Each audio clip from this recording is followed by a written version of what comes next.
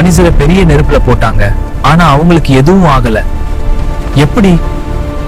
ஒரு காலத்தில் ப்ராஃபெட் இப்ராஹிம் அலைஹிஸ்ஸலாம் வாழ்ந்தார். அவர் ஒரே அல்லாஹுவை மட்டும் நம்பினார். ஆனால் அந்த ஊர் மக்கள் சிலைகளை வணங்கினார்கள். இப்ராஹிம் அவர்கள் அதை தவறு என்று சொன்னார். எல்லா சிலைகளையும் உடைத்தார். ஒரு பெரிய சிலையை மட்டும் விட்டார்.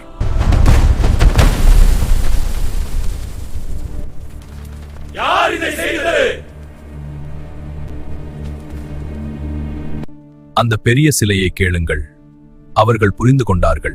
சிலைகள் பேச முடியாது, உதவி செய்ய முடியாது. ஆனால் கோபம் அதிகமாகி அவரை தண்டிக்க முடிவு செய்தார்கள். பெரிய நெருப்பு ஏற்றினார்கள். இப்ராஹிம் அவர்கள் அதில் எரிந்தார்கள். அந்த நேரத்தில் அல்லாஹ் கட்டளை கொடுத்தார், ஓ நெருப்பே, குளிர்ந்ததும் பாதுகாப்பானதுமாகு.